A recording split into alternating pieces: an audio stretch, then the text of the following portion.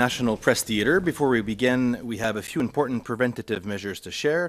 To prevent disruptive and potentially harmful audio feedback incidents that can cause injuries, we remind you all, for the people in person, for the people inside the room, to keep your earpieces away from all microphones at all times.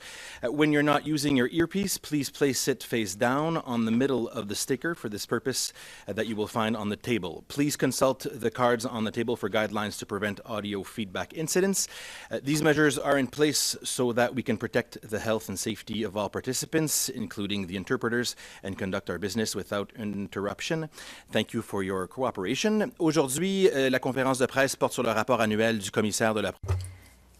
Today's meeting has to do with will be held by the Privacy Commissioners. I'm pleased to be joined by UK Information Commissioner John Edwards to share the results of our joint investigation into the global data breach at 23andMe. As you may know, Commissioner Edwards is in Ottawa this week to participate in the 2025 G7 Data Protection and Privacy Authorities Roundtable that I'm hosting tomorrow and Thursday. The roundtable provides an opportunity to exchange and discuss matters of mutual interest with international counterparts, with a focus on collaborative efforts to advance privacy and data protection in a digital age. This investigation is an excellent example of this collaboration in action. Before we take your questions, Commissioner Edwards and I will each say a few words about the investigation and findings. Nous avons décidé de lancer cette enquête. We decided to launch this joint investigation in light of the international impact of the breach and the highly sensitive nature of the personal information involved. It impacted almost 7 million people worldwide, including nearly 320,000 people in Canada. The compromised data included highly sensitive information related to health, race, and ethnicity information, as well as information about relatives, date of birth, sex at birth, and gender. Much of this information was derived from individuals' DNA. The breach serves as a cautionary tale for all organizations about the importance of data protection in an era of growing cyber threats. It is particularly relevant at a time when more and more personal information is being collected, used, and shared in a growing digital economy. I'll repeat this in French. L'atteinte sert de mise en garde. The breach serves as a cautionary tale for all organizations about the importance of data protection in an era of growing cyber threats. It is particularly relevant at a time when more and more personal information is being collected, used, and shared in a growing digital economy. Strong data protection must be a priority for organizations, especially those that are holding sensitive personal information. Organizations must also take proactive steps to protect against cyber attacks. This includes using multi-factor authentication, strong minimum password requirements, compromised password checks, and adequate monitoring to detect abnormal activity. With data breaches growing in severity and complexity, and ransomware and malware attacks rising sharply, any organization that is not taking steps to prioritize data protection and address these threats is increasingly vulnerable. Étant donné que les atteintes à la sécurité des données sont de plus en plus... With data breaches growing in severity and complexity and ransomware and malware attacks rising sharply, any organization that is not taking steps to prioritize data protection and address these threats is increasingly vulnerable. Our investigation found that these types of security measures were not in place at 23andMe, which enabled a hacker to carry out a credential stuffing attack. We were also concerned to find that the stolen data was later offered for sale online, putting the personal information of affected individuals at further risk. Before I turn things over to Commissioner Edwards, I would like to thank him and his team for collaborating with us on this important investigation. Joint investigations like this one demonstrate how regulatory collaboration can more effectively address issues of global significance. By leveraging our combined powers, resources, and expertise, we're able to maximize our impact and better protect and promote the fundamental right to privacy of individuals across jurisdictions. What do you do? Merci. Thank you, Commissioner Dufresne. Bonjour. Je ne parle pas. Good morning. I don't speak French. I apologize. Only. I want to first thank Commissioner Dufresne and his team for this profoundly important and impactful joint investigation, which highlights the power and importance of international cooperation in holding global companies to account. Data protection does not stop at borders, and neither do we when it comes to protecting the rights of UK citizens. Today, we have issued a fine of £2.31 million to 23andMe for failing to implement appropriate security measures to protect the personal information of UK users. As Commissioner Dufresne said, this was a profoundly damaging breach that exposed sensitive personal information, family histories, and even health conditions of more than 150,000 people in the United Kingdom. 23andMe failed to take basic steps to protect people's information. Their security systems were inadequate, the warning signs were there, and the company was slow to respond. This left people's most sensitive personal data vulnerable to exploitation and harm. This shows the ongoing importance of cybersecurity. It's about more than a set of technical measures to protect systems and networks. It's about protecting people from harm by making sure that appropriate measures are put in place to keep their information safe. People affected by this breach told us that they felt anxious about what it could mean to their personal, financial, and family safety. As one of those impacted told us, unlike usernames, passwords, and email addresses, you can't change your genetic makeup when a data breach occurs. From what we see at the Information Commissioner's Office every day, most of the organisations we see getting cybersecurity wrong have made preventable mistakes. This case should be a lesson to other companies that they risk becoming the next target for cyber criminals if they don't have robust security measures in place.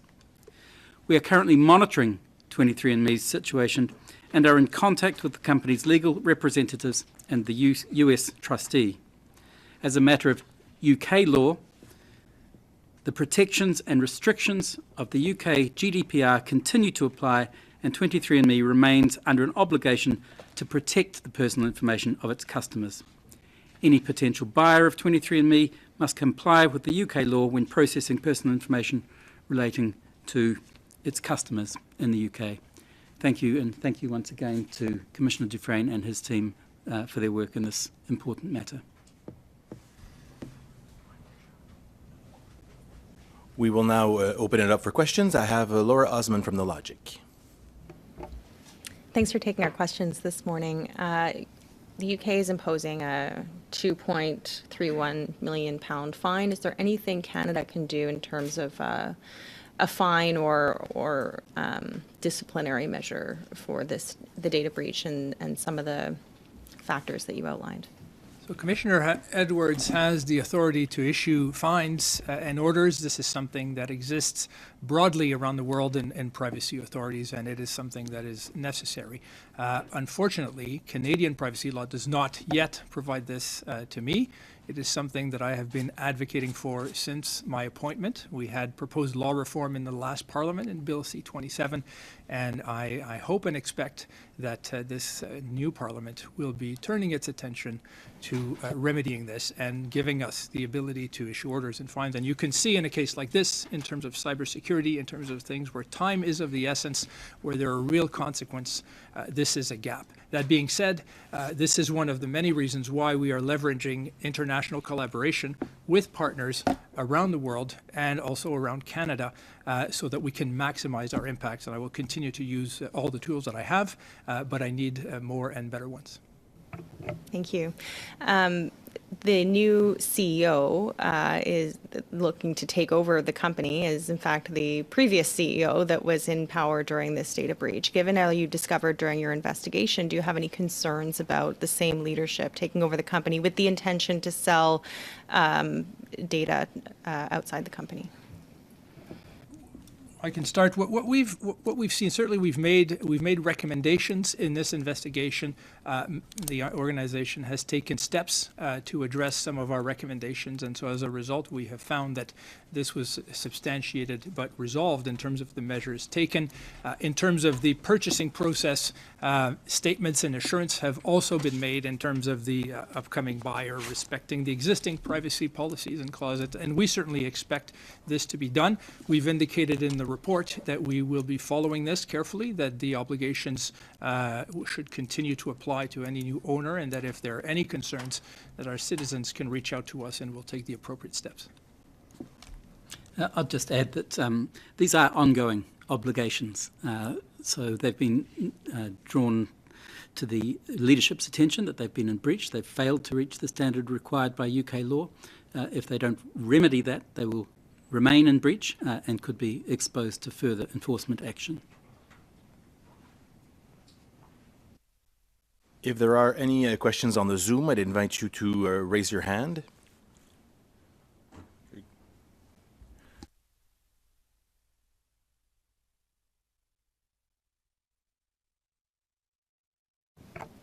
I guess I'm just wondering if Canada doesn't have sort of the teeth to enforce these new privacy measures that have been put in place, what action will your office be taking in collaboration with the Canadian government to ensure that Canadians' most personal information is protected?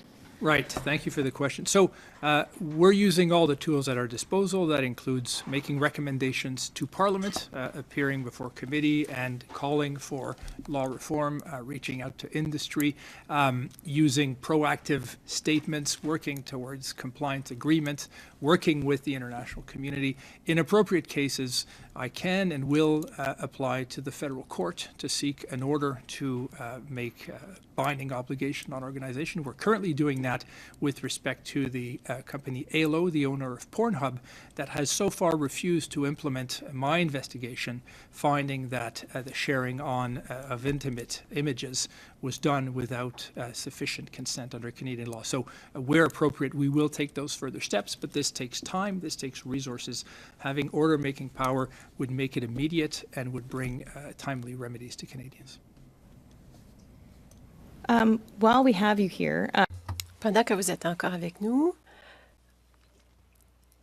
le gouvernement présente de nouvelles mesures à la frontière dans le cadre d'un projet de loi qui a soulevé des préoccupations quant à la protection des données et qui demande aux entreprises de divulguer des données personnelles. Quels sont vos conseils au gouvernement et au Parlement à cet égard? En ce qui concerne les mesures de sécurité nationale, c'est un enjeu qui a été soulevé à plusieurs reprises dans l'ancienne législature. Et dans cette législature aussi, je suis impatient de témoigner devant un comité à cet égard. Il s'agirait peut-être de donner suffisamment de pouvoir aux autorités d'application de la loi en respectant l'équilibre entre la protection. Donc, est-ce que les protections sont appropriées qu'on veut donner? Est-ce que les exigences sont appropriées? Comme je l'ai souvent dit, la vie privée n'est pas un obstacle à l'intérêt du public et à la sécurité publique. Mais les Canadiens ne devraient pas avoir à choisir entre des frontières sûres et la protection de leurs données. Nous pouvons faire les deux. Il n'y a pas d'autres questions dans Zoom, donc cela conclut la conférence de presse. Thank you.